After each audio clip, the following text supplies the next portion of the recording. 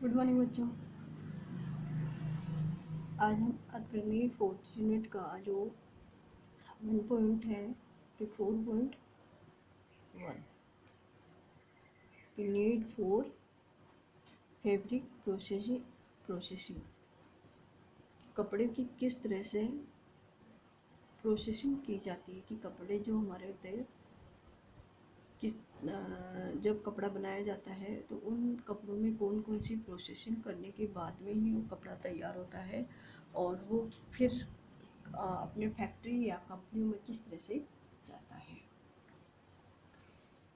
कि वस्त्र को जो बाह्य रूप को सुधार देने के लिए हाथ पहले क्या था, हाथों के द्वारा धुलाई की जाती थी कि वस्त्र जो होता है कि वस्त्र को बुनाई के पश्चात दी जाने वाली जो प्रक्रियाएं होती थी, वस्त्र का बाह्य स्वरूप परिवर्तन किया जाता था, उनको स्पर्श या उत्तम बनाया जाता था, वस्त्रों की कार्य क्षमता में वृद्धि होती थी और वस्त्र का जो बाह्य स्वरूप तो सुधारने के लिए हाथों के द्वारा उनको धुलाई की जाती है।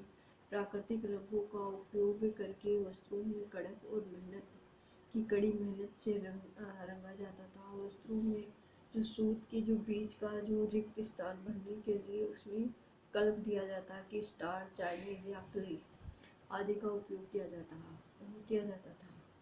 अनेक अनुसंधानों का प्रयोग किया जाता था वस्त्रों को अधिकाधिक आकर्षित और मूल्यवान बनाने के लिए या उनको कोमल, चमकदार, चिकना आदि यांत्रिक परिशोधों का आविष्कार किया गया और इनमें एक या दो धुलाई के पश्चात कई बार क्या कपड़ा ऐसा होता था कि वो समाप्त हो जाता था, कि बिल्कुल खराब हो जाता था।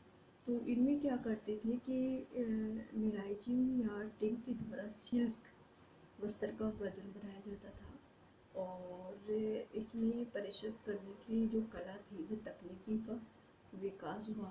वर्तमान समय में ये वस्त्र निर्माण में एक आवश्यकता का अंग बन गया। वस्त्रों के जो तंतु में गुणात्मक परिचर्या करने के पश्चात इतनी अधिक परिवर्तन हो जाता है कि तंतु का जो मूल स्वरूप है उसको पहचाना नहीं जा पाता है और उपभोक्ता वस्त्र होने पर प्रसन्न समझना या पहचानने जिसे धोखे खाने से बचा सके। वस्त्रों को परिचर्या के द्वारा ही अधिक उपयोग बनाया जा सकता है और इसके टिकाऊपन का अर्थ है कि परिचर्या से कि जो वस्त्र लंबे समय तक बने रहे। इसके विपरीत अस्तर जो होती है परिचर्या वस्त्र की पहले धुलाई या ड्राई करने तक बनी रहती है और नवीनतम लाने वाले परिचर्या का उपयोग गृहिणी स्वयं ही कर लेती है। कि कहने का मतलब ये है कि जो हम घर में जिन कपड़ों को धोते हैं वो ख़राब नहीं होते तो हम उसको घर में धो देते हैं और अगर हमें आवश्यकता पड़ती है तो हमें कलप भी लगा देते हैं और घर में उन वस्तुओं को हम प्रेस भी कर लेते हैं। तो पहला है कि हम क्या करते हैं कि जो वस्त्र होता है कि उन वस्त्रों को कि अनेक की परिचर्या की अनेक विधियाँ होती है जिनका हम उपयोग करते हैं कि वस्त्रों के लिए जबकि अनेक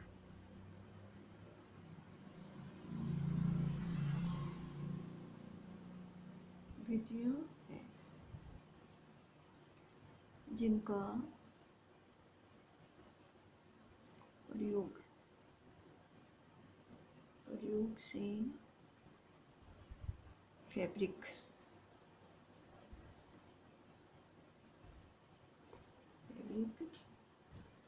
को वृद्धि रूप प्रदान किया जाता है।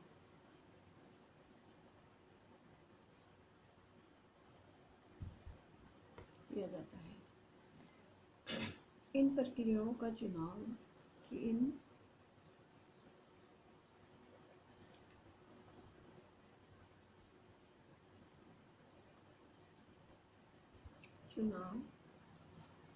आवश्यकता आवश्यकता और प्रयोजन के अनुसार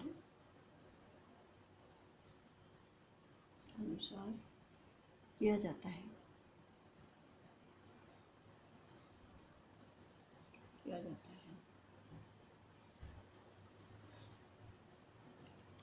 परिचर्याओं का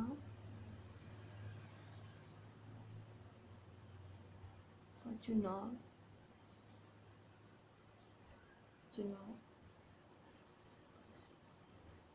करते हैं जैसे कि रेशम की प्रकृति, उनके भौतिक गुण होते हैं। इनके अतिरिक्त रेशों में पानी की सोखने की क्षमता, फूलने की शक्ति और उन पर रगड़ दबाव आदि का प्रभाव देखा जा सकता है। इस तरह से इनका किया जाता है। जैसे वस्त्र का बाह्य स्वरूप को सुधारना, तो पहला हमारा जो टॉपिक है कि वस्त्र का बाह्य स्वरूप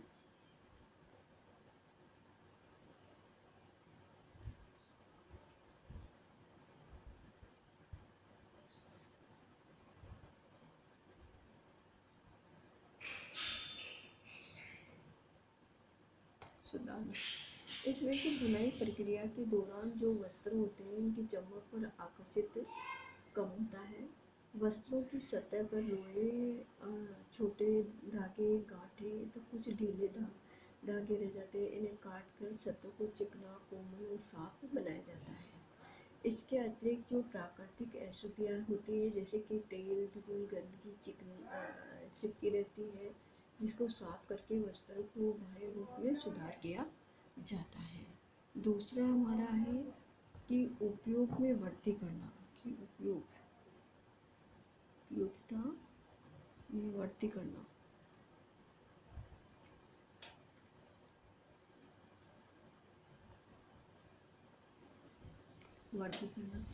इसमें क्या होता है कि वस्त्र का अधिक टिकाऊपन बनाकर उपयोगिता में वृद्धि की जाती है।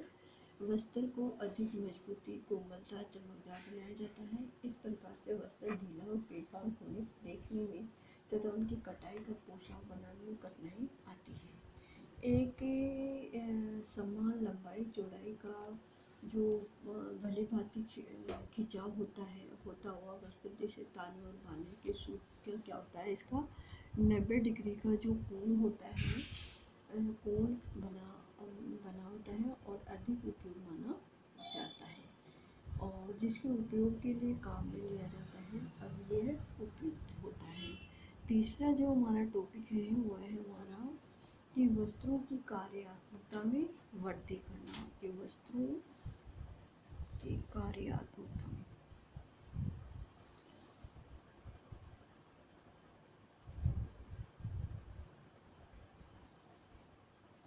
वृद्धि करना। इसमें क्या है कि वस्त्र जिस प्रयोजन और कार्य में प्रयुक्त होते हैं, वस्त्रों के गुणों में भी विभिन्नता लाई जाती है। वस्त्र यदि अग्नि की आग लगाए या आग के पास काम में लाया जाए, तब उस पर अग्नि अवरोधक परिष्कृत की जाती है। इस प्रकार से जल से बचाव के लिए जल भेद परिष्कृत का उपयोग होता है। कीड़े फफूंदी सूक्ष्म जीवों से बचाव के लिए विशेष प्रकार की परिचर्या होती है। सिकुड़न अवरोधक गुण होने पर जो वस्त्र होते हैं उनकी अधिक उपयोगिता बनाई जाती है। चौथा हमारा जो टॉपिक है वह कि वस्त्रों का रखरखाव, कि वस्त्रों का रखरखाव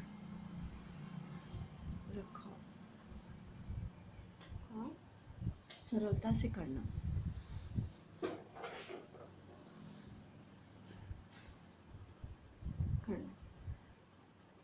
इसमें के वस्त्रों को देखभाल में अधिक समय और श्रम व्यय होता है।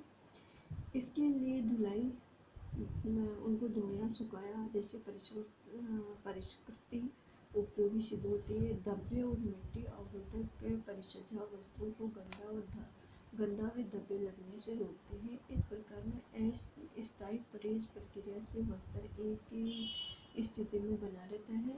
सिकुड़न या सलवट से बचाव के लिए भी विशेष प्रकार की परिचय देकर वस्त्रों का रखरखाव सरलता से बनाया जाता है। फिर हमारा है कि वस्त्र जो होते हैं कि वस्त्र की बनावट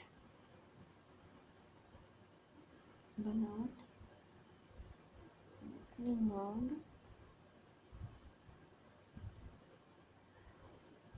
मांग के अनुसार परिवर्तन करना। इसमें जो वस्त्र होते हैं कि बाजार में वस्त्रों की उपलब्धता उपभोक्ताओं की जो मांग पर निर्भर करती है कि कोई कपड़ा होता है, किसी कपड़े की डिमांड ज़्यादा होती है, किसी कपड़े की डिमांड कम होती है। तो इस तरह मार्केट में जो उपभोक्ता पर डिपेंड करता है कि वो कौन से कपड़े को पसंद करता है और कितनी उसकी डिमांड होती है। कि फैशन के अनुसार मांग में परिवर्तन होता है। कि ये तो डेफिनेटली बात है कि कोई किसी कपड़े में कोई चेंजिंग आती है या कोई कपड़ा नई डिजाइन का बन के आता है तो उसकी अगर वो पब्लिक को पसंद आते हैं, लोगों को पसंद आता है तो उसकी डिमांड ज़्यादा बढ़ जाती है। जैसे चाइनीज सिल्क के वस्त्र का प्रचलन बढ़ने से लंबे समय तक इसके पश्चात क्रेप रोएदार वस्त्रों का चलन अधिक मांग रही और वस्त्रों पर परिसजन वस्त्रों का निर्माण मांग के अनुसार और परिवर्तन करना पड़ा था। फिर हमारा है इन वस्त्रों में विभिन्नता लाना।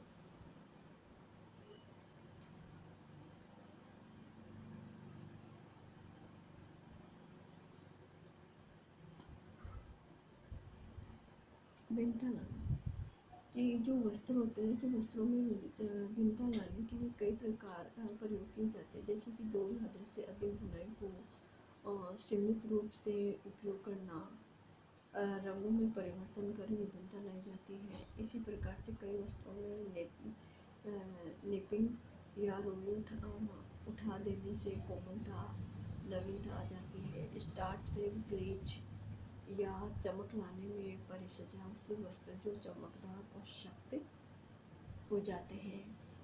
निकासी या एम्बोस विधि द्वारा नए डिजाइन उभारे जाते हैं तथा इनमें वस्त्रों में विभिन्नता आती है। फिर एक घटिया वस्त्रों को आकर्षित बनाना।